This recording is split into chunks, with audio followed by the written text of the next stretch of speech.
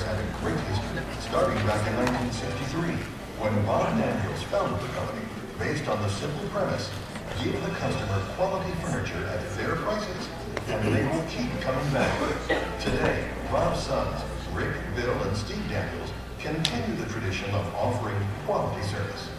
Over the years, generations of families throughout the region have grown up shopping at Furniture Fair.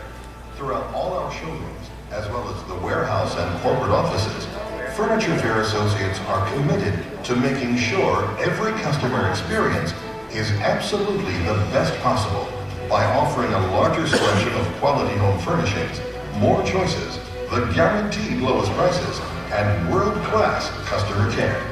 After all, with so many online and retail store options today, we have to work harder to make sure each and every customer has the best shopping experience possible, and that we've met or exceeded his or her expectation. In 2016, with the hard work and dedication of people like you, we entered the Dayton market with a new Furniture Fair showroom. Remember, every team member here today is a vital part of our success, a key player in helping us deliver on our promises. As we like to say, Furniture Fair is locally owned and Cincinnati grown. At Furniture Fair, we don't have stores all across the country. We're located right here in the tri-state area. Our customers aren't numbers, they're neighbors. Your kids probably go to school with our kids, and chances are your furniture is our furniture. So the next time you're thinking new living room, new bedroom, think Furniture Fair, the tri-state area's furniture and mattress superstore. For more than 53 years, locally owned, Cincinnati grown. Now, to kick off today's meeting, here is the president of Furniture Fair, Bill Daniels.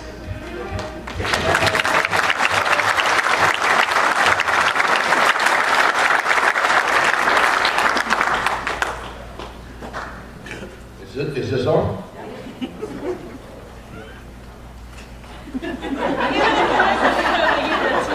It never ends.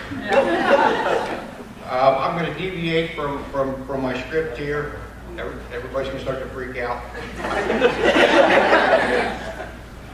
It was said many times walking through the room how wonderful it is to have everybody in the same room, and I second that. It's just a terrific, outstanding group of people, and thank you all very much for being here.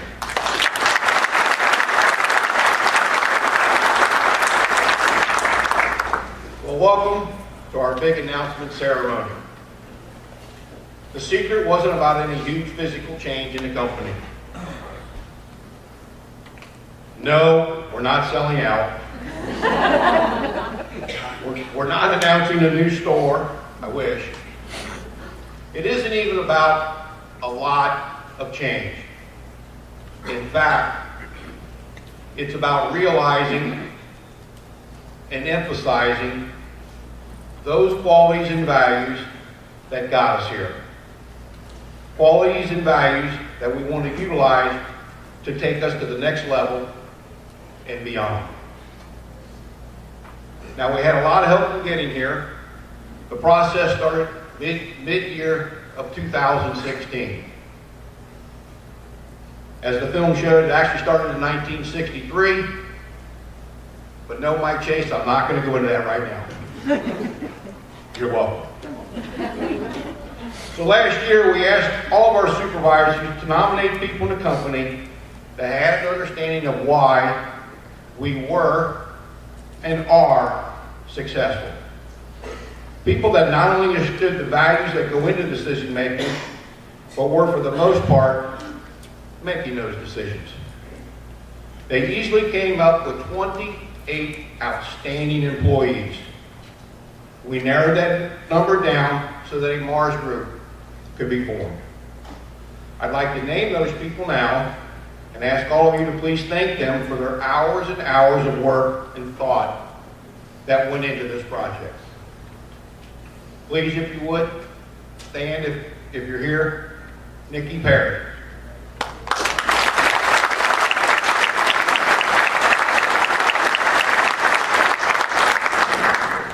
She can't be here right now, but our thoughts and prayers are with her. Sheila Fox.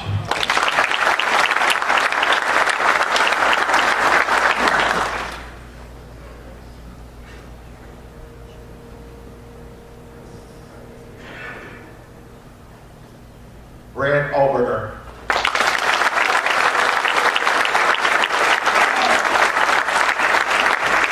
Keep shouting. Debbie Elliott.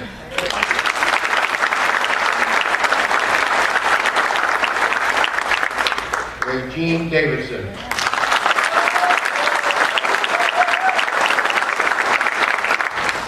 Rick Ellis.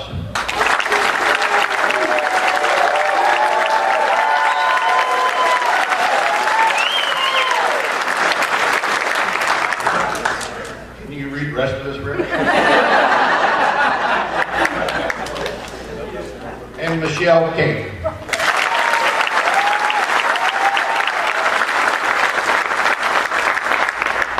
Thank you, guys. You truly surpassed my entire expectations and did an outstanding job. Thank you very, very much.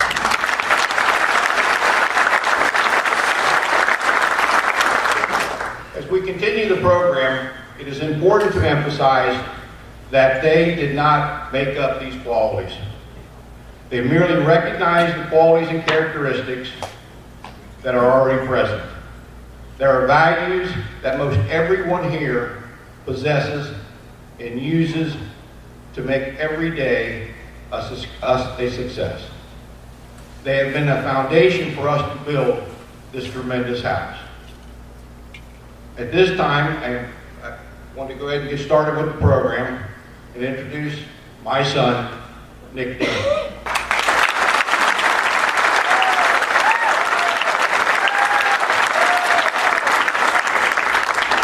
Hello, I'm Nick Daniels, manager at Dayton.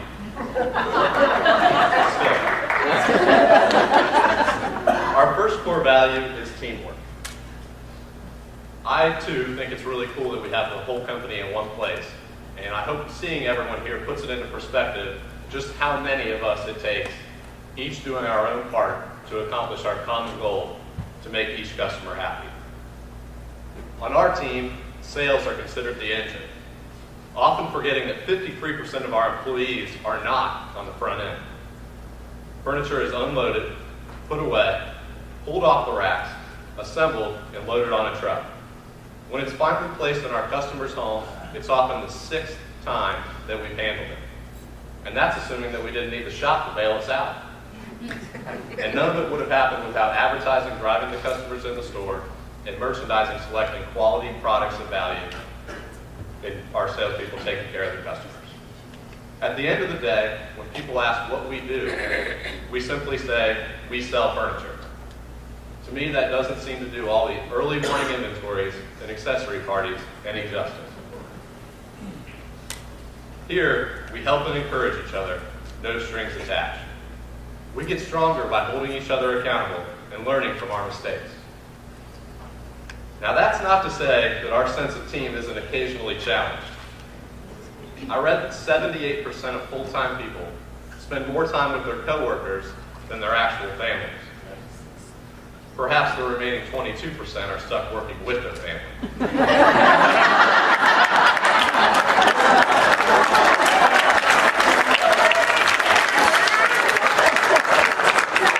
But we do spend a lot of time together, and it's a challenge that every workplace faces. I'm quite certain that there are days that Nikki Perry, Jen Vogel, and many others want to stab my eyes out. But they don't. They calmly and respectfully call me to explain. And it's not just between departments. We obviously have challenges that we have with our peers that we work with every day, that we share a sales floor with, share a meeting room with, share offices with, and I can imagine sharing the front seat of a truck with. Get home with someone, apparently. But recognizing that we as individuals can accomplish more by maintaining a sense of team is a huge part of our success. And just as important as that sounds, it's just as important as a sense of service. To talk about that, my cousin Brian.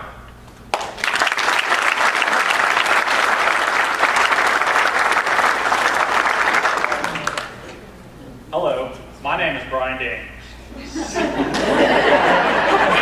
Son of Steve Daniels. My role at Furniture Fair is maintenance and safety. I am the youngest of 8 And you know what they say, keep trying until you get it right. Service is the value that I hold dear to me. I'm so proud to be able to talk to you a little bit about this today, because that is how we take care of our customers and each other.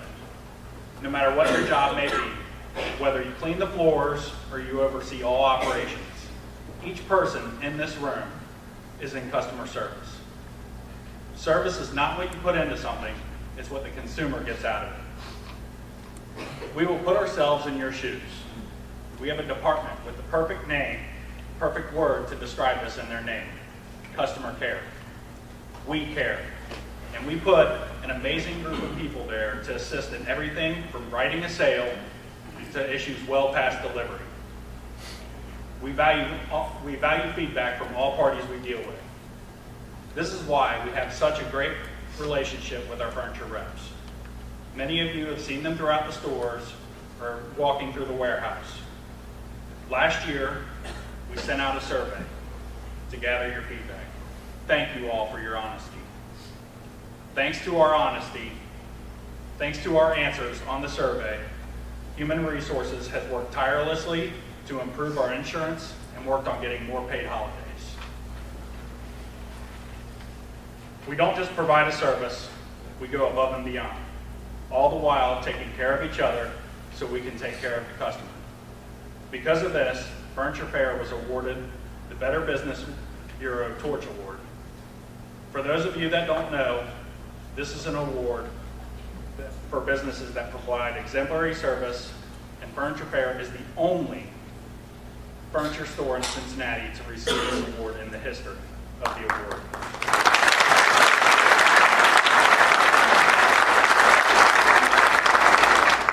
We continue to give a positive experience with a little personal touch.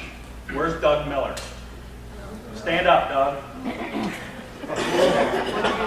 Doug is the manager at Cold Spring, and if there's a problem, he will ride his motorcycle while wearing cowboy boots to a customer's home to help deliver. Now that is a personal touch.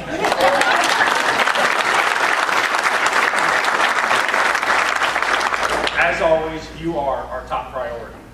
Thank you for all the amazing service that you provide, and I look forward to seeing how we will continue to take care of each other. Up next is my brother Brad with Community.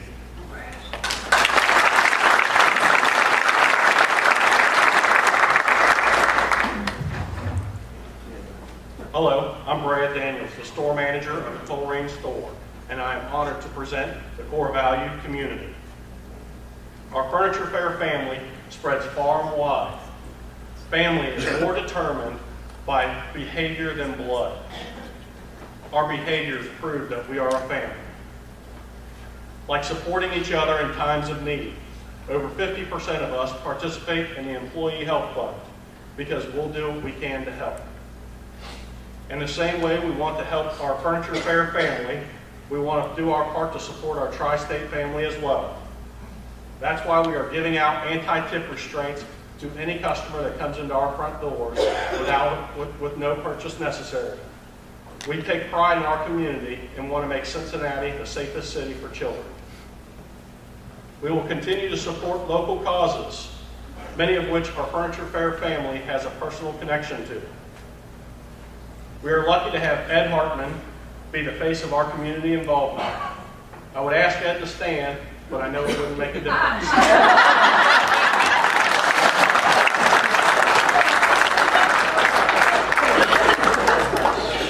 Thank you, Ed, for representing all of us at Furniture Fair.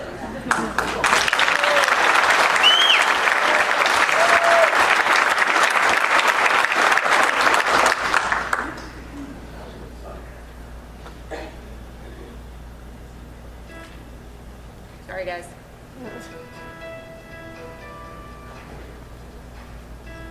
I met Ed 10 years ago. So 10 years ago, Ed's granddaughter, Carmen, was diagnosed with leukemia. And at that point, he felt like in all the things that he was doing in his community work, that he really needed to do something that was helping his granddaughter. So he came to us, and we had a little golf outing that we did ourselves that was about a $60,000 outing. And Ed brought his team of people, which includes Furniture Fair and all of the manufacturers that Furniture Fair works with, to us. and turned our little old $60,000 golf outing into a $150,000 golf outing. Our mission is to cure leukemia, lymphoma, myeloma, Hodgkin's disease, and improve the quality of life for patients and their families. We couldn't do what we do without A, money, and B, volunteers. And Ed has driven both of those.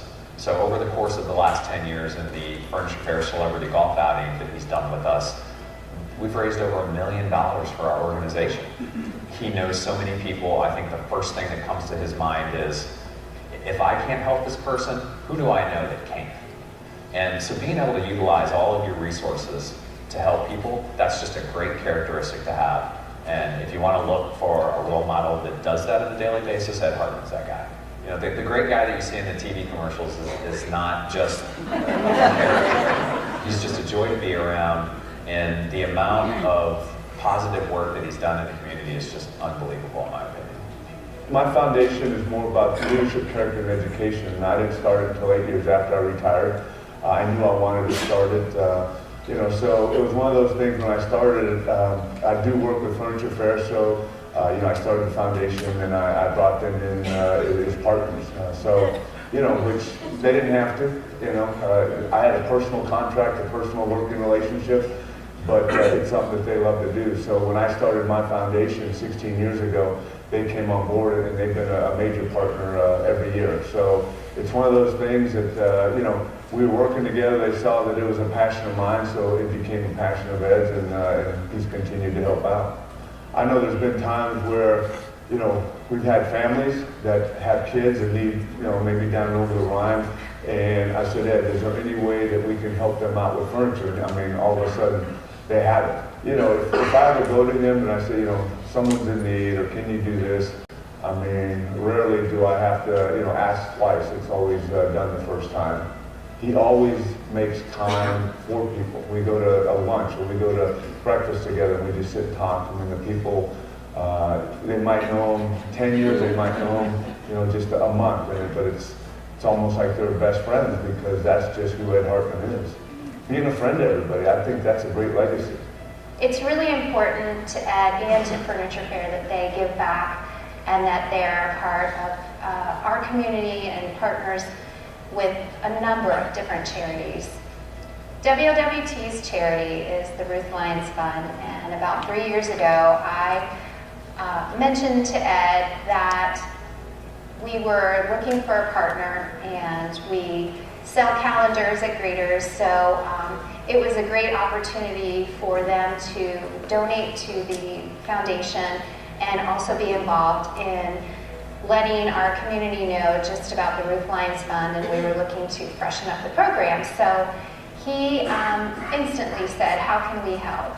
Furniture Fair started sponsoring the calendar and being involved with all of our events.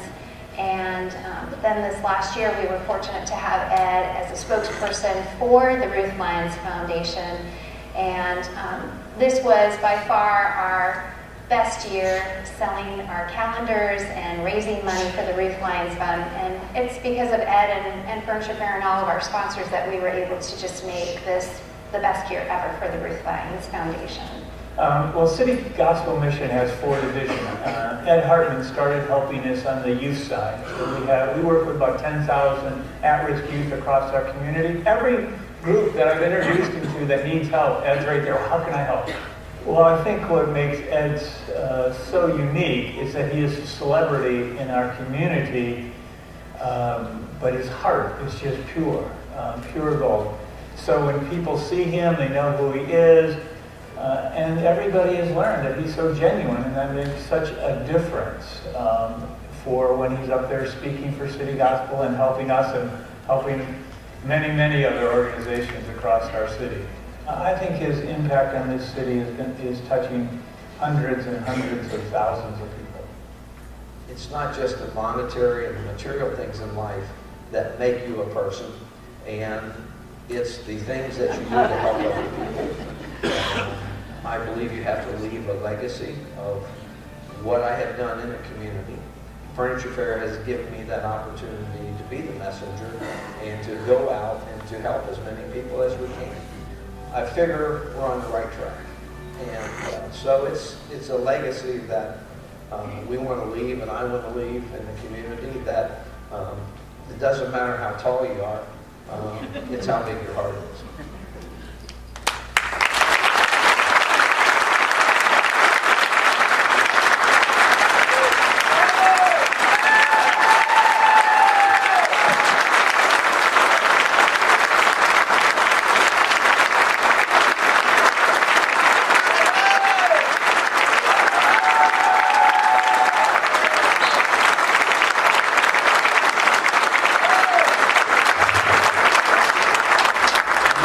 I want to thank Rick, Bill, and Steve for picking me up in 1990 along I-75. They thought I was roadkill. I just want to tell you, it's such an honor to still be here since 1990 and to see how this company has grown, how it is so successful. We're not where we want to be. But I do believe you have to give back, and that's what I kept preaching. And they knew that. And, you know, we used to do so much good work for the Cystic Fibrosis Foundation, and then Carmen developed and was diagnosed with leukemia. And all I had to do is to say to Rick, I said, you know, do you want to move with me or what? He said, we're with you, brother, we're with you. So I always feel that I've been adopted by the Daniels family, which means I can escape at any time. I think we got to be proud of this group that's here, proud of the family, proud of Bob and Kate, and everyone here. Thank you for supporting Furniture Fair's causes, always being there when I need you to do something, to make special deliveries or whatever for people that are in need in our community. So God bless all of you, and thank you.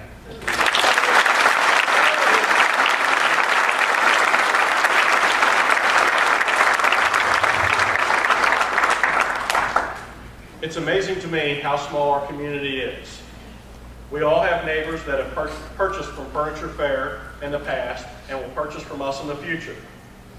We want to continue to know that they have purchased from a place that you can call purchase from a place that cares about them. Because this is our home too. Up next is my brother Michael with Ambition.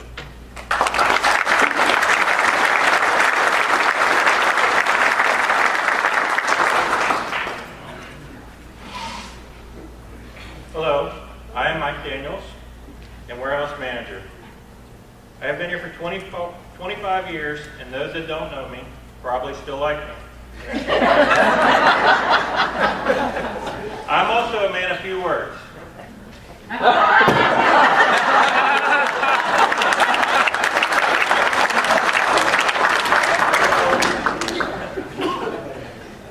I'd like to take a minute of your time to talk about ambition. Ambition is a strong desire to do something or to achieve something, typically requiring determination and hard work. One of my favorite quotes that I found about ambition by Edgar Bergen is a poor excuse for not having sense enough to be lazy. Ambition is what drives us to meet our goals and allows us to create new goals to conquer throughout our lives. It's what motivates us to get up in the morning and to become the best we can be. Ambition is believing in yourself even when no one else in the world does. It's having a dream and seeing it fulfilled. As I'm sure you know, we here at Furniture Fair embrace technology and crusade for change. A great example of this is our GERS database. We've converted it into the best customer follow-up system in the country. We are always looking ahead, and we strive to grow and improve on a daily basis. Take our renovations, for example. The renovations created a newness about the stores which helped create a more relaxed and more inviting selling atmosphere which flows through to every employee we have in this room. We value education and enjoy learning from each other. We are determined to be better tomorrow than we are today. But make no mistake, the past is where we learn our lessons.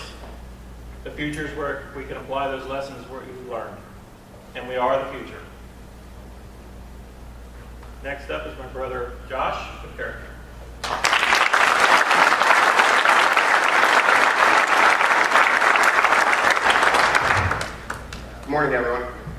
again thank everyone for being here. My role in the company is the systems administrator, the IT guy. I also manage our construction projects.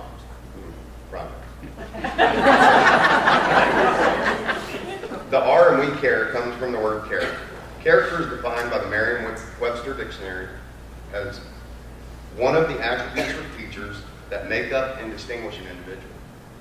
Features used to separate distinguishable things, the complex of mental and ethical traits marking and often individualizing a person or group. Simply put, character is defined by what we do when we think no one's looking. It's picking up trash from the showroom or warehouse floor, straightening the crooked piece of artwork at a customer's home, using your umbrella to walk someone to their car on a rainy day, or sending an inspirational email to a customer or coworker. If you've been here a while, you've heard Rick Daniels speak of the HIP rule. The H is for honesty, the I for integrity, the P for professionalism. You may have even been part of incorporating that into the company's mission statement. Speaking of those of you that have been around a while, did you know that over 100 people in this company, a third of the workforce, has been here over 10 years? And that's something really to be proud of. All of these relationships have been built on trust, respect, and treating each other fair. Grandpa Bob found it so important he included it in the company name. The foundation of our success here at Furniture Fair is we deliver more than we promise, both to our employees and to our customers. The Mars Group hit the nail on the head, in my opinion. Treating each other fairly, delivering more than you promise, honesty, integrity, professionalism are all attributes that distinguish the character in our Furniture Fair family as a whole and as you individually. Thank you all for showing such great character. And last but not least, my cousin Robbie with appreciation.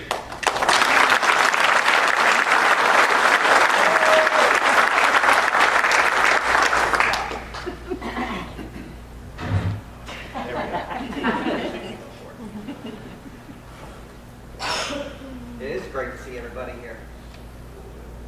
Well, hello, my name is Robert Daniels. I know most of you were probably thinking that this was going to be a retirement party for my father, Rick. Well, I know Steve and Bill was. Most of you that know me know that I hate to speak in public and how nervous I get. But I did have a good friend give me some advice. She just imagine every... Oh. Don't have that advice. Today I've been given the opportunity to discuss appreciation. So let me start by saying thank you. With each and every one of you, we would not be as successful, have a history of providing excellent customer service, or have delivered as much furniture in the last 54 years. And that's just the beginning. As part of a family business, we don't consider you a number. You are a vital part of our business and our success. We look for opportunities to promote from within. We look for ways to acknowledge and reward professionalism, and reward professionalism, such as Employee of the Month, Employee of the Year. We celebrate hard work, dedication with benefits such as the company picnic, Christmas bonus, and many others. You are why we are in business and continue to stay in business. We are proud to surround ourselves with a group of people that we are proud to surround ourselves with a group of people that care about the customer as well as their coworkers. We often receive letters, emails, and phone calls praising the service of our team members. And it doesn't stop there. Over the years, this group has always stepped up to help their coworkers in difficult times. You have been there for each other through illness, fire, floods, and passing of loved ones, and always giving what is needed. Through this generosity, the Employee Health Fund was created. With the goal of supporting each other through various times of need, it is truly amazing to be standing in front of you all and having the privilege to thank you. Please give yourself a round of applause.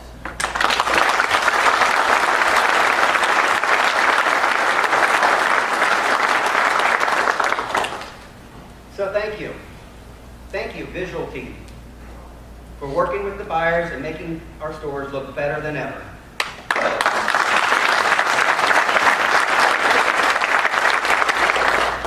Thank you, floor personnel, in help setting the floor and making sure things are kept clean and in working condition.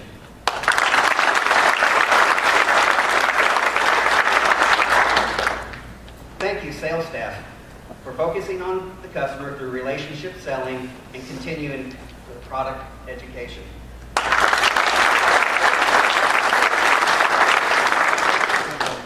Thank you to our team of mechanics for keeping the trucks safe and on the road.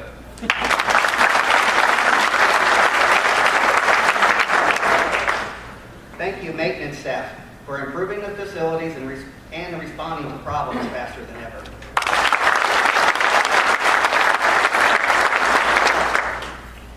Thank you to our team of buyers and assistants for working so hard to provide great product and value.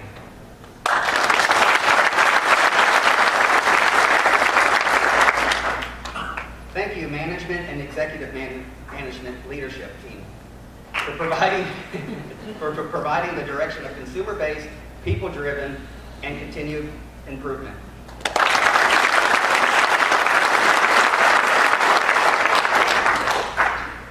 Thank you, receiving team, for touching every piece of furniture that comes through our door and making sure that it is in great condition.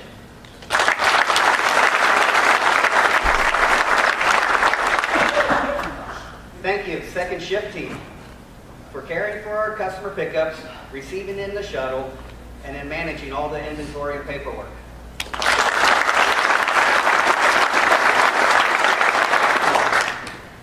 Thank you, human resource team, for always looking out for the best for the employees and finding and developing great talent.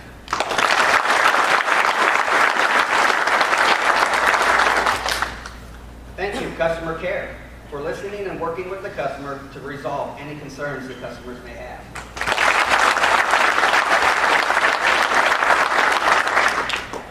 Thank you, office team, for being right there when the customer calls, walks up to the counter, and greeting them with a warm and friendly smile.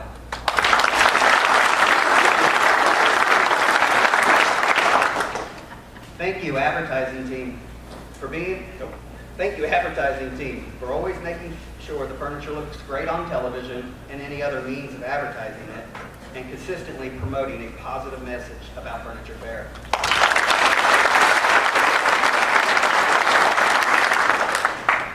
Thank you, IT, for always keeping us on the cutting edge of technology to help serve our customer better.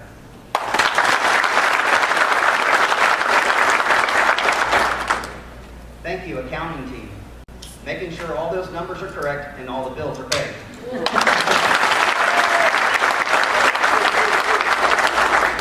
Thank you, prepping team, for making sure each piece of furniture is in its best condition before it gets loaded up on the truck.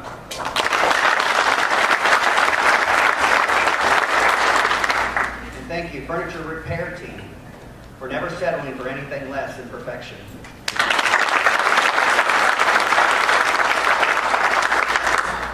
And last but not least, to our delivery team, for creating a positive team, or positive message, lasting impression of our customer. So thank you. Thank you.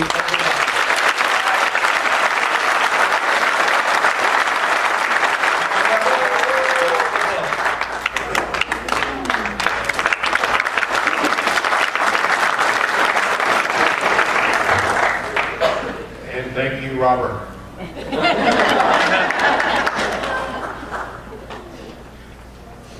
We have more to come, but first, we want to let you know a little more about how we're going to emphasize these values. They will be displayed for the entire world to see, so they too can see what we stand for. Out in front, in the public's eye, it will be a reminder to all to stay true to these values and rely on them in maintaining our business and our prosperity. We will rely on these values for product selection, Buy the products that reflect what we as individuals and now the company stand for. Furniture that everyone in this room is proud to stand behind. We will rely on these values for recruiting and hiring. It'll be our guide to pick people compatible to the folks in this room. Putting the right people in place to make everyone's work easier and more enjoyable. We will rely on these values for compensation, wages, pay incentives and bonuses. Will of course still be based on performance, but our core values will be considered and more aligned. They'll have a greater influence in the decision making. We will rely on these values for promoting. To guide our people, our leaders must not only understand these values, they have to be able to walk the talk. Along with task performance, a history of value performance will also be considered in advancement. We will use these values for accountability. Everyone can and should expect these values from all of our Furniture Fair family, from myself to the newest hired employee. Now, of course, no one is perfect, but these values will serve as a blueprint for keeping the house and its expansion solid and dependable. To help us succeed in this endeavor, the Mars Group will be converted into a values board. This board will increase in size and rotate its members from all departments. Of course, it will be on a volunteer basis, and they will check on every department to make sure that procedures, policies, and personnel are in keeping with these values. Individually, we will need to align our personal and our professional goals with these values. The more our core values and goals align, the more enjoyable the balance between work and personal life will become. Please read, understand, and deliver on these values every day. They will serve as an affirmation of the kind of day and the kind of company you want to have. In closing my portion of the program, we need to remind everyone, these values are a winning formula. We have the dominant market share in the tri-state, but we have tremendous plans for future expansion, and these values will be relied upon to guide our continued success.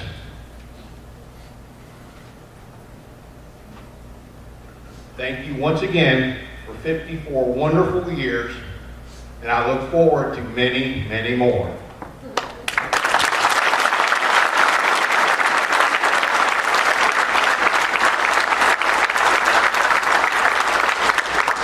I get to introduce another relative, kind of a brother from another mother, George Hartley.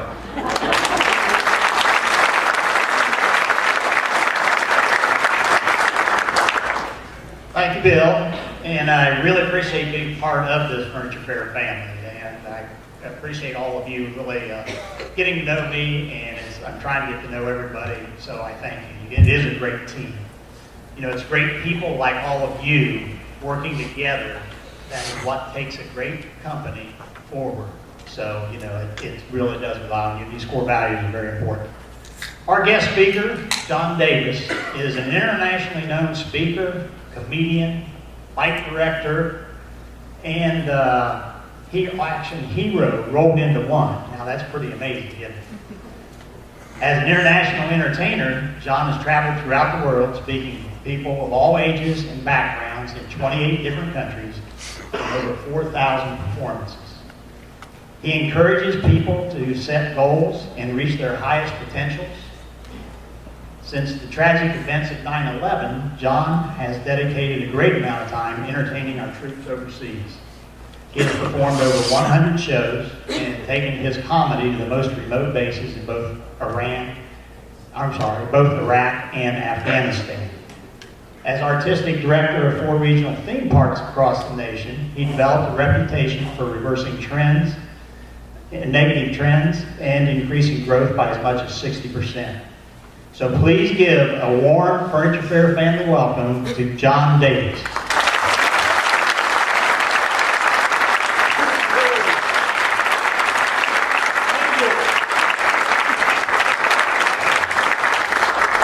Hi, I'm John Daniels. I'm the illegitimate cousin. So hi guys, how are you today? Awesome. You having fun so far? Yeah. Me too. As you just heard, I've done a lot of weird things in my life. He wasn't supposed to talk about that time in Iran,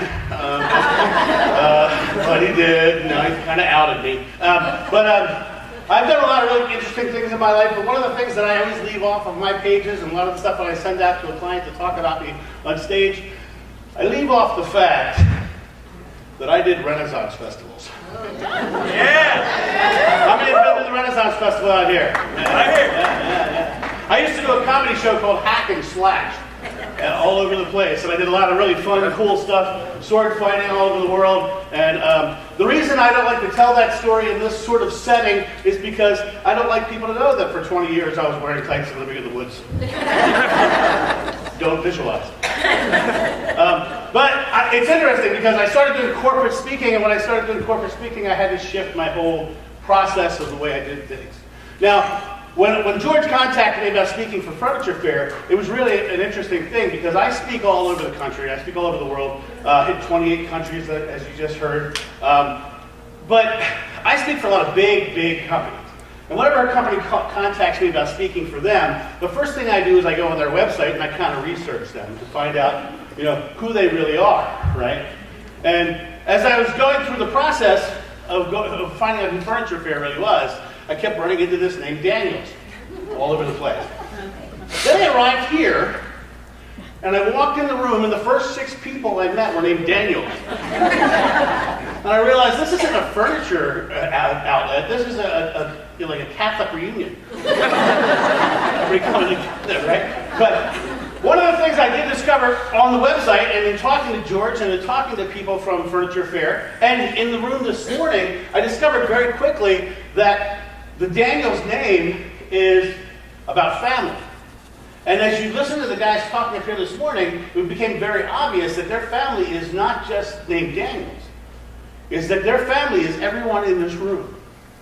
And you see that in everything that they're doing. This whole initiative that they put up here, and they showed you guys, is not only an external core values, it's an internal core values.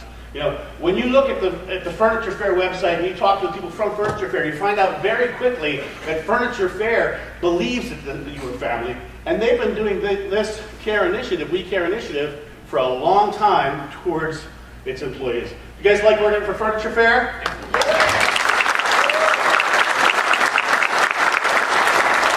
That was your chance to suck up. That was good. Good job. All right, so the idea of this is you have this new care initiative. Now, what's interesting is, as you're shifting into this new direction, now, one of the things I was really impressed with was when I just heard that they're going to put the sign on the wall for the customer to see.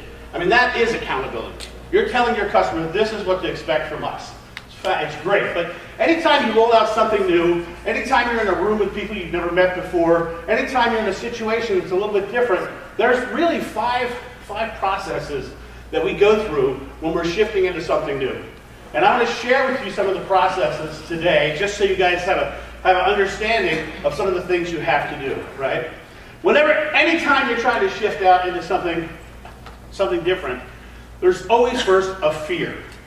There's always some fear of change. How many of you have a fear of change? Everyone fears change in some way, right? Now, as you heard in my introduction, I've worked in Hollywood for a long time. I've worked with a lot of famous people. There's a movie called California. I taught Brad Pitt how to throw a punch for that movie. And just so you know, he's short, What's interesting is Hollywood is filled with all kinds of stories of the stars. And to demonstrate the first thing that I'm talking about, which is fearlessness, is there's a story about a little-known actor. You probably, maybe you've heard of him. His name's Harrison Ford. Anyone ever heard of Harrison Ford? He's a B-rated actor. Harrison was doing a little movie called Raiders of the Lost Ark. And he was working with a guy named Alex Green. And Alex Green was famous in Hollywood, but you probably have never heard of Alex Green. He's famous in Hollywood because he was a professional bowling coach. He taught actors how to crack whips, right? And he went to Harrison Ford and he said, "Hey, Harrison, tomorrow I'm going to teach you how to crack a whip." And Harrison said, "Great." And the next day, Harrison showed up for rehearsal wearing a biker jacket, welding gloves, and a helmet. Right? Because Harrison was afraid of taking the step. He was afraid of whip hurting him, right? How many of you in this room have cracked a whip before? We have now identified the management team. For those of you who have cracked a whip before, how easy is it to crack a whip if you have a leather jacket on, a welding gloves, and helmet? Hard, isn't it, right? Because anytime something new is happening and you put up a barrier or a fear about it, you've created a hindrance, you've created an issue, right? So you got to set those fears aside to go into new directions and to try something new. Okay? So here I am. I told you earlier that I was the guy who's wearing tights and living in the woods. I decided that I wanted to talk to some of the biggest companies in the world. I wanted to become a corporate speaker. So I said, okay, how are they going to take me seriously? How are big companies going to take me seriously when I wear tights and live in the woods? Right? First thing I discovered is after the third meeting to stop wearing the tights. Right? But I had to realize that really the number one thing you do when you're going in a new direction or trying something different, the number one thing you do is you educate yourself. You educate yourself. So I did exactly that. I went to my friend Google. And I typed in motivational speakers throughout history. I did this over the keyboard.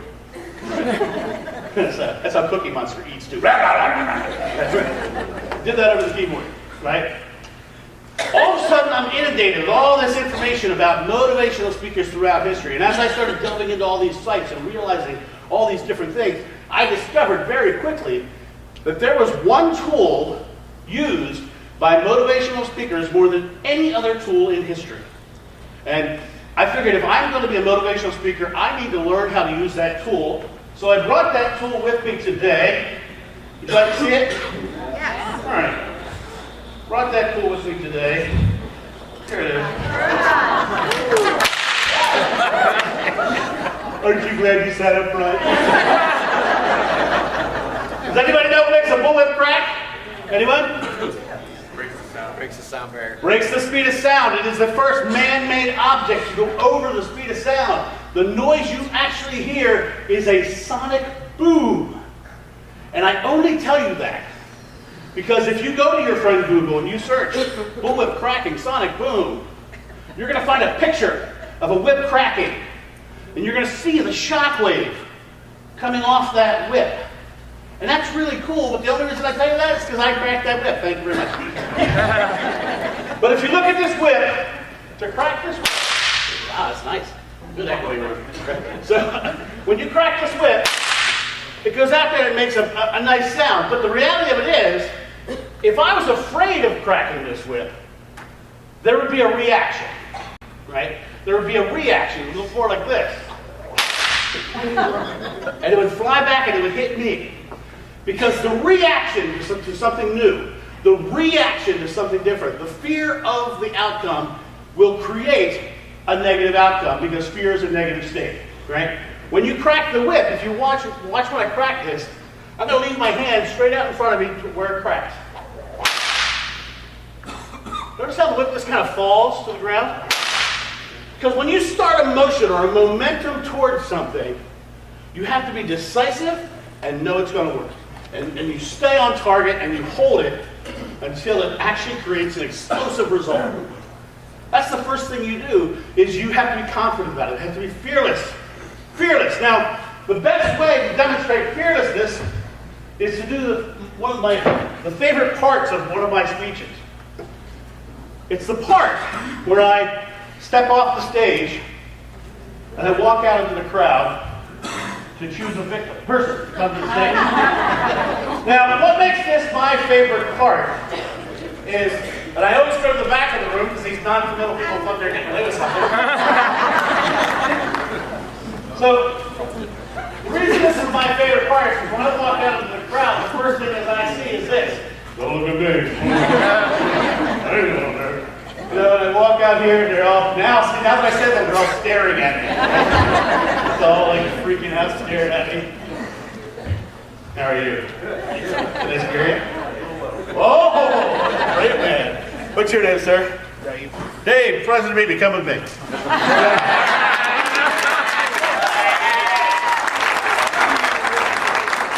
How are you, Dave?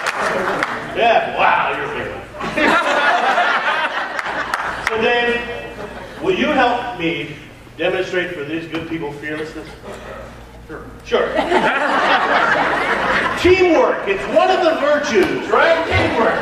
I want to be really clear with you, Dave, because the reality of it, part of teamwork is communication. And to be really clear with you, Dave, you're going to demonstrate fearlessness. I ain't doing it. Look at that.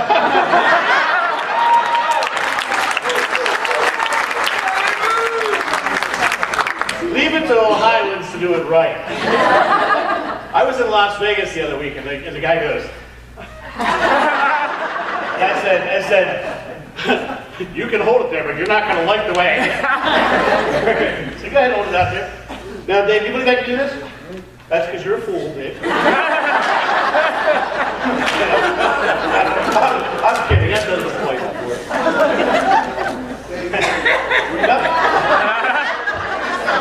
Nothing's really gone wrong since the incident.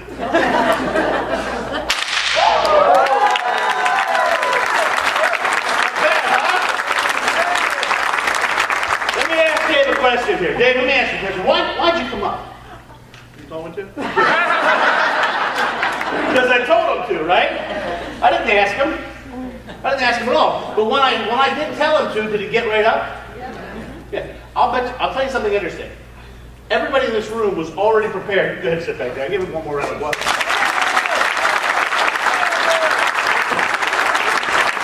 Everybody in this room was already prepared to get up and come. Everybody was already prepared to get up and come. And I'll tell you why. Because I came up here and I started making jokes. And I started creating a positive environment. And once I started creating a positive environment, people want to be involved because that's fun. That's enjoyable. Creating a positive environment. Once I started creating a positive environment, I stepped off here on the stage and I communicated very clearly that I was going to pick somebody. Right? You all knew that I was going to pick somebody, and you already knew that I was a fun guy. Once I got out there and got past that little awkwardness of me going to pick somebody, I started making more jokes. And I kept the positive environment going all the way around the room. By the time I got to Dave, I said, "What's your name?" He said, "Dave." I said, "Come with me," and I left. Right? And he followed. And then you all went, "Yay, yay!" You guys were trained to peer pressure him to the stage. You guys were already set up to the, "Woo, it's not me! And then Dave came up here, right? Now, Dave came up here and I asked him, I said, "Dave, you believe I can do this?" And he's like holding it. He's a big, brave, strong guy, right? Holding it like there. I'm sure there was this guy's about to hit my hand in there. Right? So I kept making jokes. I kept talking him through the process. I communicated with him all the way up to the point where I actually cracked the target. I kept the communication effectively flowing. Because I didn't want Dave to feel like he was alone, right? Teamwork, huge, huge. When you're working in a team, no one should feel like they're alone. They should always feel like someone is there to be there for them, to hold them up, to protect them in a situation. Now, in Dave's situation, he was just screwed no matter what he did. I'm just kidding. So the reality of it is that for fearlessness, you have to set those fears aside. Were you afraid, Dave? A little bit. A little bit, right? Honesty, integrity, right? That's a great answer, because the reality of it is that's a part of the core values. Honesty, integrity, right? You want that to come across. So, because you want the people that you're dealing with to think of you as part of that same family that the Daniels have created. You want your customer to think the same way. Let me ask you guys a very simple question. What is the most important thing in your life? Did you hear the answer? Overwhelmingly, everywhere I go, it's family. If you say friends, those are your chosen family, right? Your friends, your family. Family is always the number one core value from every person on earth.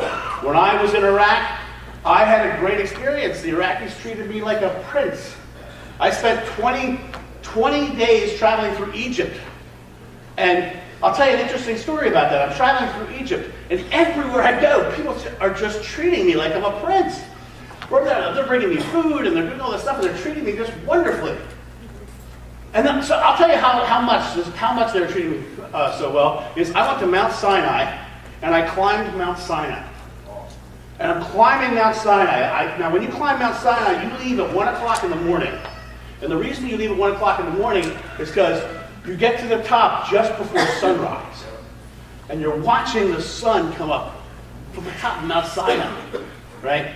Now, I'm climbing that mountain, and I was a good hour into the climb. And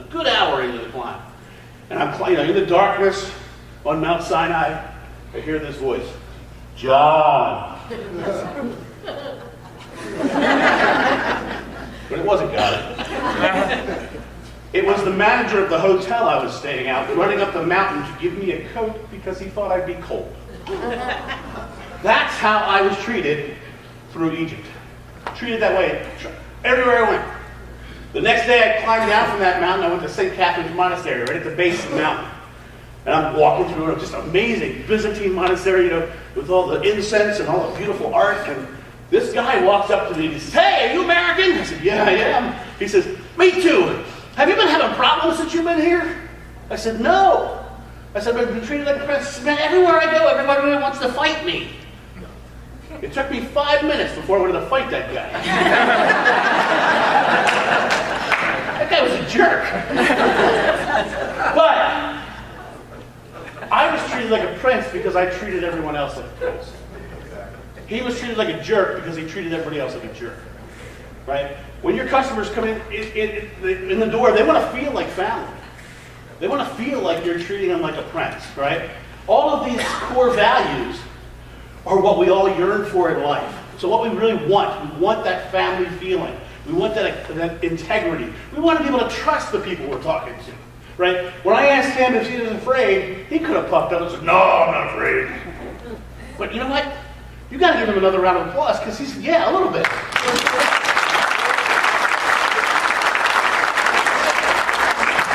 Now, for me to hit that target out of his head, I had to get focused. I had to get focused on my outcome, what I wanted to achieve, right? I couldn't just start talking about stuff and start cracking with this lady here, because she wouldn't like me very much. But, I had to start staying focused on what I wanted to hit, right? If you want truly to experience the best of Furniture Fair, it's about focusing on what you want your customers to experience. It's about what you want your family that you're working with to experience. It's these core values put into your life. Now, the reason I told you that Egypt story is because those core values that you saw up here are what I carried to Egypt. They are the things that made them treat me well, right? So if you want your life to shift, integrate these core values into your life experience, and you'll start to see it everywhere. Get focused on the fact that it works, right? Fearlessly focus. The next one is faith. What I'm doing is I'm laying out 5 F's. 5 F's. Now, you'll notice in front of you there's a book that has a lot of empty pages in it, right? On the front of that book, there's a bunch of core values stuff on there, right? That book is an interesting opportunity for you. That book is there for you to write it. Write your core values. Write your successes into it, right? Take that opportunity to use that book to take you to the next level, right? Have an opportunity for that. So, for me, faith was a big element. Now, I don't mean spiritual faith. I mean faith, confidence. Now, fearlessly focused with faith. My son is the greatest influence in my life. How many of you are parents? How many of you have learned some of your greatest life lessons from your children? Good or bad? Right? My son right now is 13. I'm learning a whole bunch of new lessons. But back when he was 6, he taught me the greatest lesson I've ever heard about faith, about belief, about confidence. You see, we have a Nerf crossbow. Who in this room has a Nerf crossbow? You know, we should all invest in Nerf because I've never been in a room where someone hasn't had a Nerf crossbow, right? Now, what's cool about Nerf crossbows is they're very, very, very accurate. Isn't that right? You can hit your target every time, can't you? Right? Boom! Every time you can hit it because they are so precise, right? So, my son and I created the game. He was 6 years old at the time. We created the game, and the game was one of us would sit on the couch in the living room, and we would shoot the trash can through the kitchen door on the other side of the room. It was one of those stainless steel with the flapper top things, but it was so cool because you'd hit it and go, pong! Right? That big noise, right? And so, this is the game. You sit on the couch, you shoot the trash can. But, you could hit it every time. My 6-year-old could hit it every time. So we had to make it more difficult. So the other person would stand halfway between that couch and that kitchen door with 2 Nerf swords. Doing this.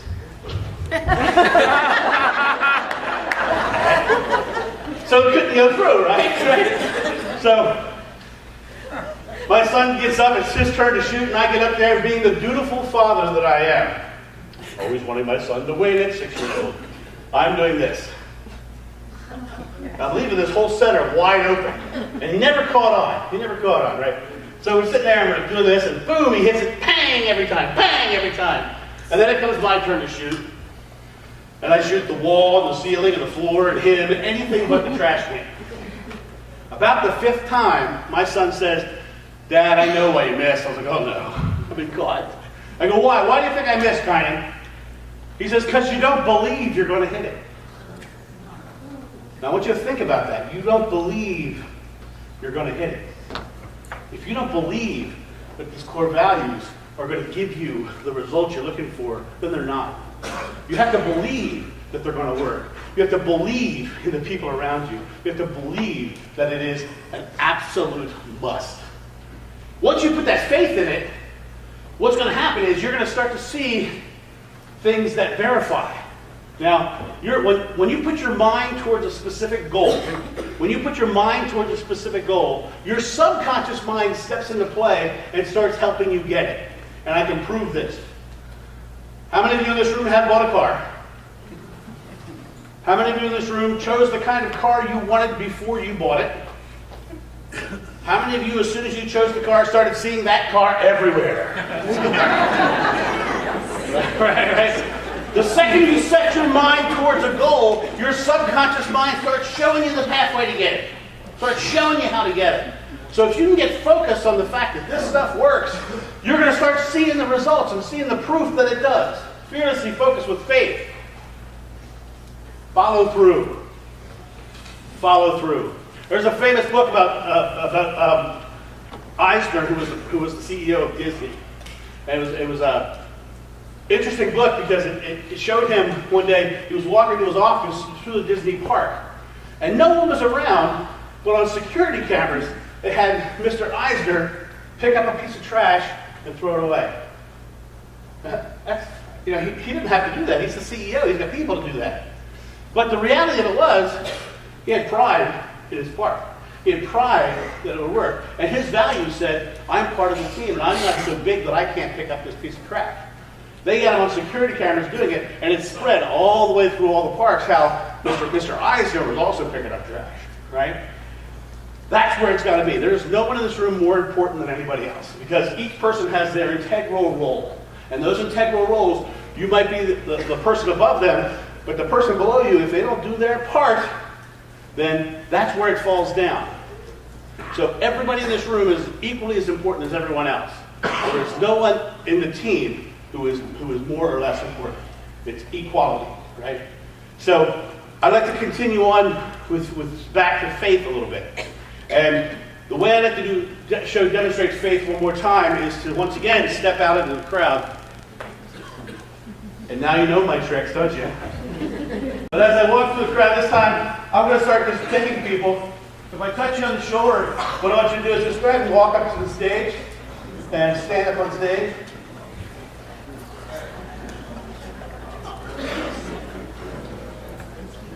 Get nervous, everybody. Here he comes. Walking around. Murmur, murmur, murmur, murmur. 1, 2, 3, 4. 3, 4, 5. And the following chapter. 6. Come on, man.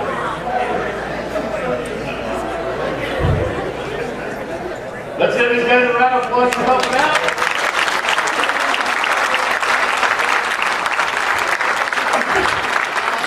Now, what I'd like you to do is you'll see a row of chairs right there. What I'd like you to do is pick up those chairs and set them in a circle facing each other and stand behind the chair.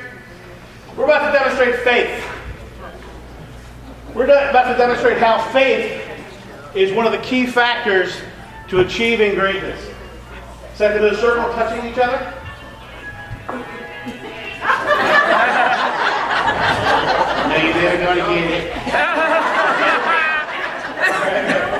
Just touching each other, touching each other. All right? Can I get you, sir, to stand right here? Just sit down on the edge of the chair. So you stand on this side. Sit down right on the edge of the chair.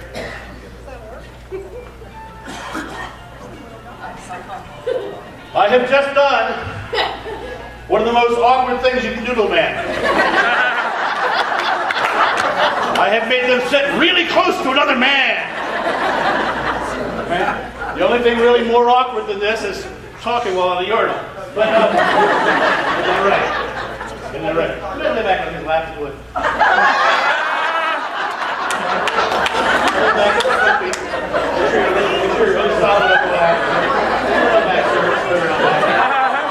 So, now they're getting real comfortable, right? Pretty awkward. Pretty awkward. I can just all your weight on your back or on your feet and lift your butt off this chair. Yeah, all your weight there and on your feet. So put your feet down. Lift your butt off the chair.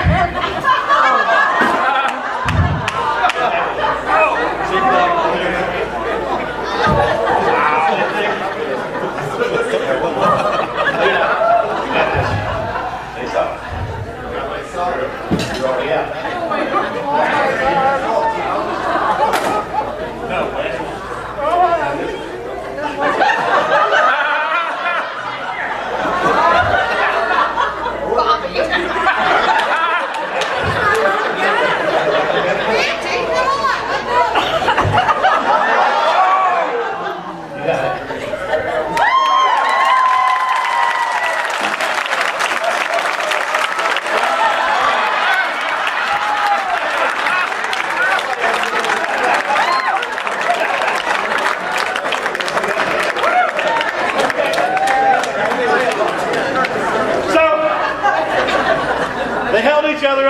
Right?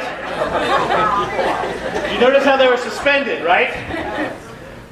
You know, what happened was, we got a situation where it got tough. Right? When it started getting tough, somebody said, this ain't gonna happen. Right?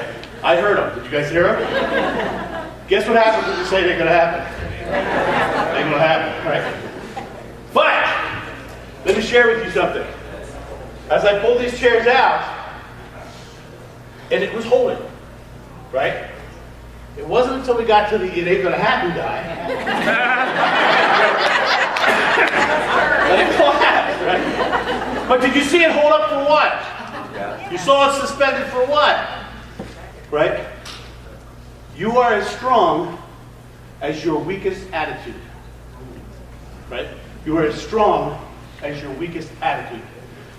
There was nothing in this circle right here, nobody in the circle who was more or less important to the circle being held up.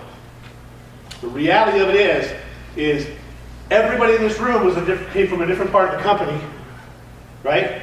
There were different levels of the company, and every one of them was important. Every one of them was important. The reality of it is you are a circle. Families are circles. And those circles are held up through faith, belief, confidence in each other. The reason they were able to suspend themselves is because they were having faith in the person behind them and faith in themselves. What happens when it collapses is never the person not having faith in the people around them. It's usually their faith in themselves, right? Realize you can do and achieve anything as long as you're working as a team. It's really that important. Fearlessly focused with faith. Follow through. You saw the core values that were up here, right? The follow through is important. Every moment that you're on the job, the moment of walking through the door, crossing the parking lot, those core values have to be in play. Those core values have to be demonstrated by you, not only mentally, but physically. Right? You have to show that you are the one who is doing it, because you are the one who is demonstrating for those around you to do it as well. Right? People lead by example. And so be the example no matter who they are. Now, I will tell you, when I was in college, I put myself through college doing landscaping. Right? I was working really hard. And it's one of those jobs you get up in the morning, you're like, oh, God, I get to work. Right? Out in the sweat and hot and gross, all kinds of stuff. But when I went to work, I consciously took it upon myself to talk to the client about how beautiful their house was, and how this is going to look like that, and how excited I was to put this plant in their house because of this thing that it would do. You know what happened? I had a raise the first month, right? Next thing that happened was I became the foreman. Then I became the partner. And I was the partner in that business the entire time I was in college. And when I finally left that business and handed the partnership back to the other guy, I said, please don't go. The clients love you. It's because I love them first. When I traveled through Egypt, I loved them first. You have to love them first, right? Everyone just wants to be loved in some form. Sometimes that means respected, sometimes that means something else, but just love them first. And that's important. Fearlessly focused with faith. Follow through. Those actions are really important. The next one's flexibility. Flexibility. Anybody in this room a Bruce Lee fan? See, I'm a big Bruce Lee fan. I love Bruce Lee stuff. You know, amazing. Technically, I'm a big everything, but Bruce Lee was one of my greatest inspirations. Because while I was in college working my way through, I set a goal for myself to become a professional stuntman and fight director. That was my goal. I wanted to become a professional stuntman and fight director for films. And what happened was I set that goal, and I started working towards that goal. And I got all this training from all these different organizations, and I was going there. I was heading there. I was working with the guys who did Star Wars and Lord of the Rings and Highlander and all these movies. And then one day, I was helping a friend of mine who makes pottery unload his van. And I bent over in the van, and as I picked up this 80-pound box of clay, my upper body separated from my lower body. And they took me to the hospital, and they told me that you have spina bifida occulta. 3 of my vertebrae, when they formed, didn't form properly. Instead of coming around and fusing like this, they came by and kind of missed. And I got 3 of them sat there. What happened that day, when I tried to lift that box, my upper body separated from my lower body. And I was down, and I mean down. Doctor told me that day, you will never be a fight director. You'll never do a stuntman. You better start thinking about a job you can do that doesn't have anything physical involved. Right? While I was in the hospital, I read a book called The Tao of Jeet Kune Do. Tao of Jeet Kune Do was a book written by Bruce Lee while Bruce Lee was in traction. Because most people don't know, Bruce Lee, when he was a kid, was already a movie star in China. He played a troublemaking kid in Chinese movies when he was a little boy. And what happened was, when you start getting focused on one aspect, it starts to get realized in your life. And what happened was with Bruce is he started focusing on the fact that he was a troublemaking kid. And what happened was he started becoming a troublemaking kid off the movie sets, out in real life, being a troublemaking kid. So his dad focused him in a new direction. He took him to a guy named Ip Man who started teaching him Kung Fu. So he started learning Kung Fu. So cool, he's learning Kung Fu, he's doing all this cool stuff, right? Found a passion for it, found something he really could believe in, put faith in. Kung Fu. Decided he wanted to learn all the styles of Kung Fu, so he went around Hong Kong to all the different fight masters and said, hey, will you teach me your style? But they all wanted to be paid. And Bruce didn't have any money. So when that obstacle came up in front of him, that told him he couldn't achieve his goal, he did not let it stop him. He stayed flexible. He stayed like water, is what he would say. Flow with and around. And he stayed flexible. And what he did was, I said, I don't have the money. So instead of just saying, okay, I'm done, he went back and said, hey, I have a special skill that I'd like to teach you. Would you like to trade? Most people don't know it. Bruce Lee was a championship cha-cha dancer. Now I really want you to picture that.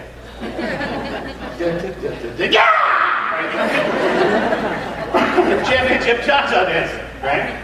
He traded cha-cha lessons for Kung Fu lessons, and that's how he learned all his Kung Fu. That's exactly how he did it. Then one night while at a cha-cha competition, he got into a fight with a guy over a girl, which is what happens at cha-cha competitions, I'm told. And he ended up beating this guy up really bad because now he was an expert of cha-cha too, right? He beat this guy up really bad. Well, come to find out, this guy was the son of the local mafia leader. The local mafia owned the local police.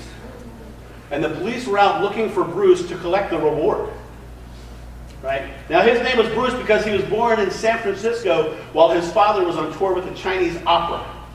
So being born on U.S. soil, he had dual citizenship, Chinese-American citizenship. So that night he ran to the port, he hopped on a merchant vessel, worked his way across to the West Coast, where he put himself into college by washing dishes and teaching Kung Fu. And then he set a new goal for himself, a new direction. And the direction is, I'm going to be the greatest martial artist that ever lived. And what happened was, he said, okay, if that's going to happen, I need to educate myself on what would that mean. And one of the things that would mean is I have to have the best physical body of any martial artist that ever lived. So he started studying nutrition. And he found a little known diet called the ketogenic diet, which was designed for kids with autism. And he adapted that diet so he would lose all the body fat off of his body. Later on, Arnold Schwarzenegger would use that to win his titles. They used to call it the steak and eggs diet, right? So Bruce brought the ketogenic from a clinical aspect to a dietary nutrition aspect. He invented the first protein shake. Many of the gym machines that you see were invented by Bruce to hit certain muscle fibers to be a martial artist. Bruce invented them, right? And then one day while doing a squat, he damaged his back so bad, the doctors told him he would never do martial arts again, and he would never do anything physical again. He was done. While he was in traction, he wrote the book that I read. Right? While he was in traction, he wrote that book. After that, he got cast as in the role of Kato and did all the movies that you've seen him in. When he was told he would never be able to. He kept his mind in play. He kept focused. You can achieve anything in your life as long as you keep focused on the outcome, on the positive outcome, right? For me, I read that book. 2 years to the day later, I did my first 3-story high fall. I did over 4,000 shows. I've been a fight guy forever. I still today get calls to go out and do fight stuff because of my look. The last one I did, I got a phone call. Hey, we need a 300-pound guy to come out here and run the bases of the baseball diamond and then tackle the umpire. I said, I'm in. Right? I still get those calls. I still go on sets right now and teach people how to crack whips. But Bruce also introduced us to something else. And I want real honesty now. How many of you have hit yourself with a pair of these? How many of you have hit yourself in ways you don't want to talk about? I want to show you what these are. Two rigid objects. Here's you. Here's the obstacle that's going to come up. Something always comes up that seems contrary to the outcome. Here's you. Here's that obstacle. When that obstacle arises, they don't bend around each other. They don't flex with each other. Only when you add flexibility do they actually flex. And once you start adding flexibility, you start to find out they can do really cool things together, right? You can applaud at any time.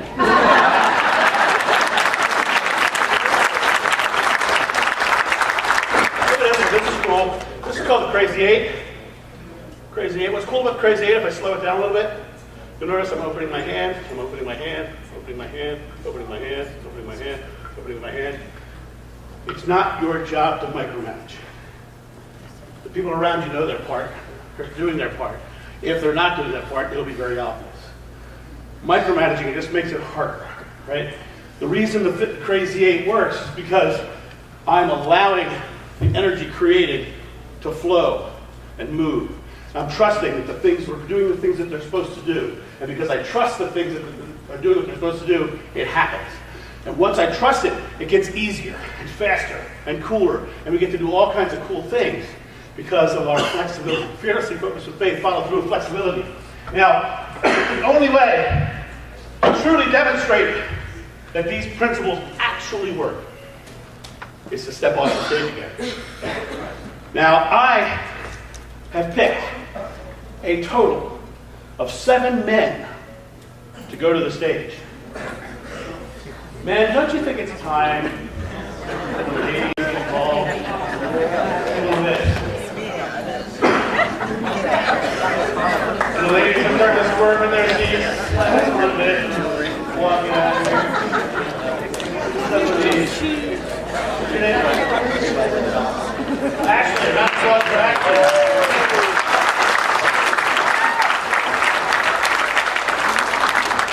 Come on up here, Ashley. How are you today? I'm doing great. Ashley, what do you do for the company? I'm an office person. Office person. Is it important?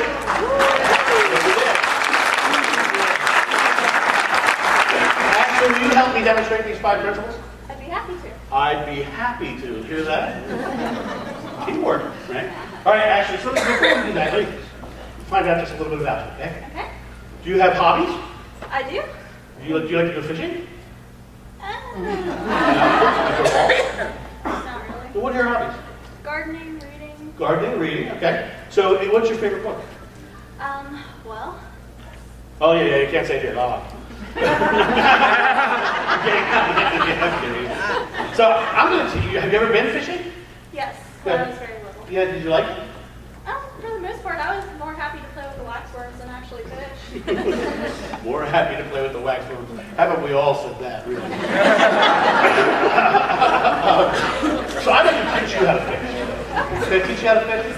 Okay. So, how many of you fish? Yeah, so we have a lot of fishermen in there.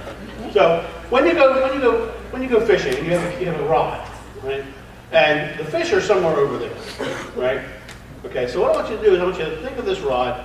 I want you to think about casting your fishing rod. And see the camera right there? Yes. I want you to, the fish are right where the camera are right now. Okay. So just up and out.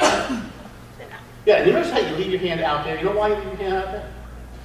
Because if you yank back on it, you get a hook in the eye, like this. So you leave it on target until it hits the fish, right? It's all one motion, because if you stop here and then yank it, hook hits you here. So all one motion, and there's also a little flick right here, right? Boom. See that little thing right there? That's what makes it go really far. So I'm going to get you a fishing rod.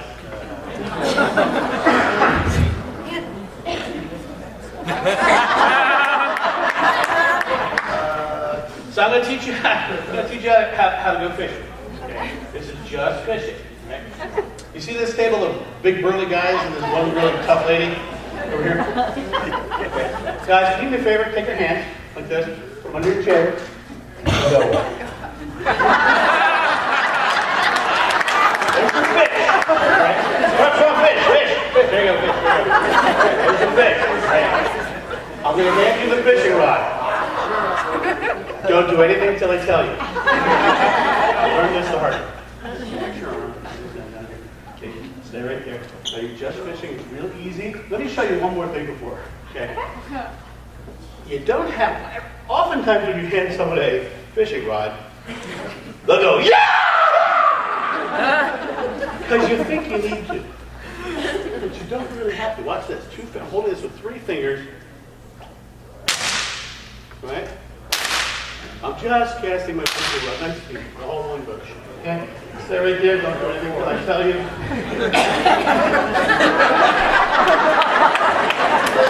I'll be outside.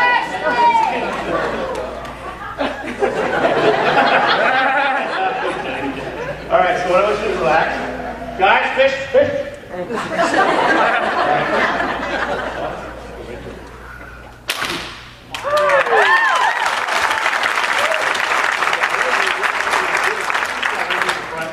See that guy right there in front of you, so he's trying to point at everybody else?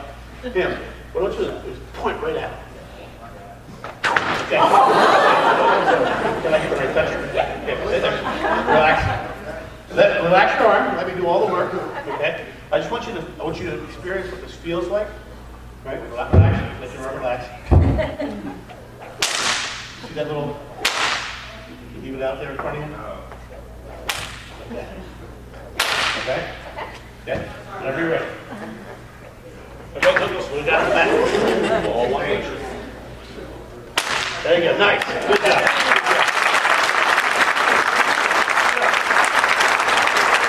You've now cracked the whip, so you know how to crack it, right? So she's good at that, right? Good job. So I talked about flexibility, didn't I? Flexibility is something that comes up that seems contrary to the outcome, right? So we have to do a little bit of flexibility issues here. So let me get you something to be flexible about.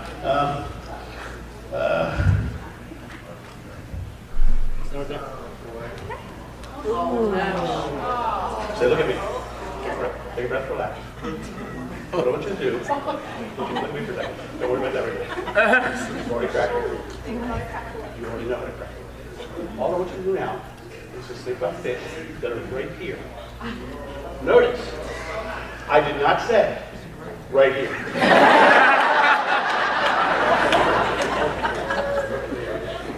Don't worry about that. Go to the mouth.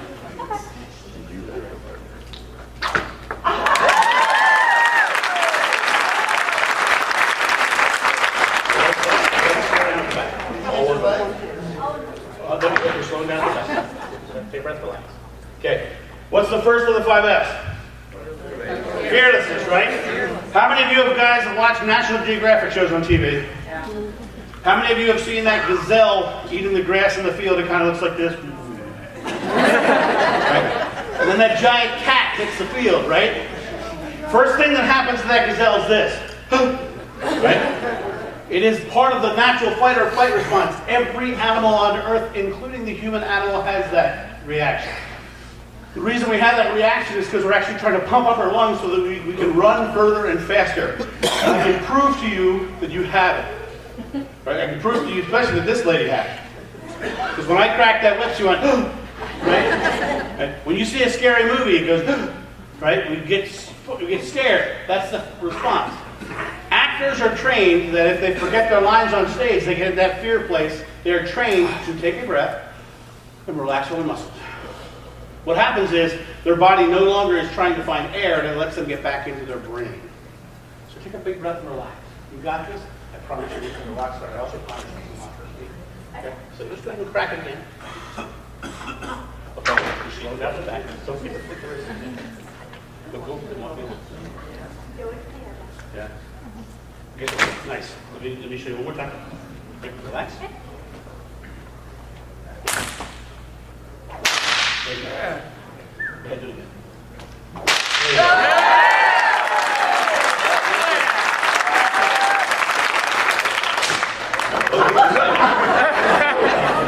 There you go. Lay down the minute. Meaning the tip of the whip. Relax, take a look where you want to go. Cast your fishing rod. Okay, you're raising up to the side because you're afraid of hitting something. Straight up, straight down.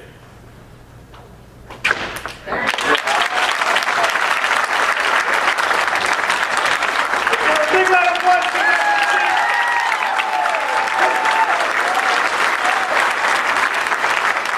Did you hear her crack the whip? Yes. Did you see her hit the target twice? Yes. Let me tell you a really big secret. What? It took me a week to learn how to crack a whip. And the reason it took me that week is because the guy who taught me how to crack a whip, the first thing he said to me was, "Let me explain the speed of sound." And for a week, I had to hear what his ego knew about cracking the whip. And then one day he said, "Have you ever been fishing?" And it's kind of like that. You have to meet people where they are and bring them to where you want them to be. If you have a high-minded ideal that they don't understand yet, you can't talk to them like they know it. You've got to meet them where they are. She understood what fishing was because I asked her about fishing. I asked her if she'd done fishing. I talked about fishing the whole time. I had these guys do the goofy fish face, which that was just for the fun of it. But the idea of this is that in under 8 minutes, she learned to crack a whip and hit the target twice, which is technically an expert whip cracking skill. Yeah. The only thing that really happened up here was her deciding to do it. Her mind in play. Her saying, "I am doing this." You know, there's a famous quote. You ever heard of a guy named Yoda? Anyone? He says, "Do or do not, there is no try." Right? I like to say, "I am is doing and am I is trying." Right? "I am is doing and am I is trying." Because the reality of it is, what you tell your mind you are doing, you are doing. If you tell your mind this is difficult, or this is hard, or why are we doing this, this is stupid, stuff like that, what happens is we start to see those experiences. It's just like we saw those cars, right? She came up here and the first thing she said was, "I'm doing this," right? She had no problem doing this, right? It kind of scared the crap out of me. Okay. Other thing I said to her was, what do you think her first and number one fear was when she came to the stage? Looking bad in front of you. Right? How many of you would have wanted to come up here and done that? You would have wanted to do it. He's got problems. So the reality is, she was afraid of looking bad in front of you. She was handling it very, very well.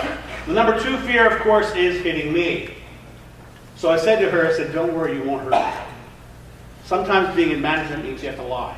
I'm kidding. I'm kidding. My job as her team member was to mitigate her fear, help her go through her fear process. Right? Fearlessly, get her focused on the outcome, here, not here, right?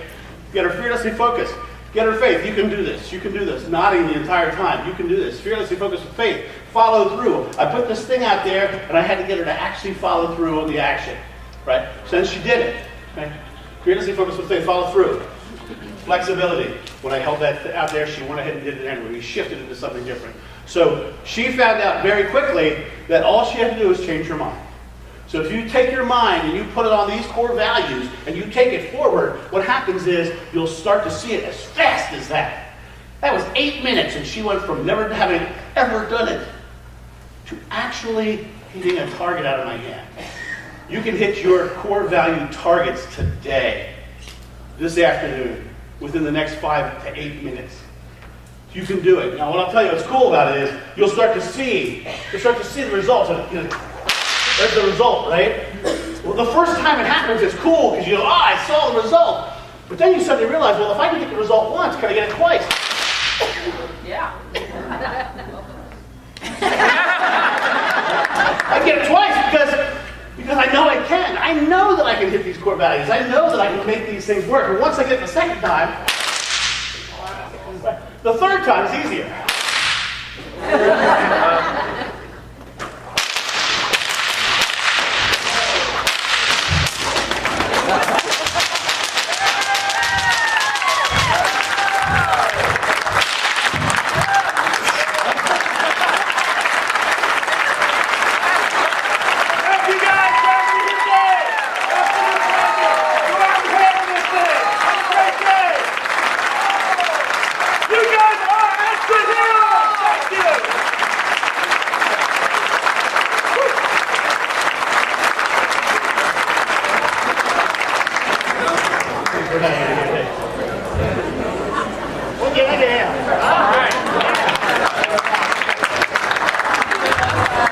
I think everybody's excited.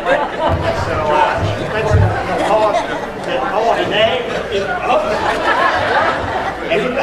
Everybody, now can you hear me?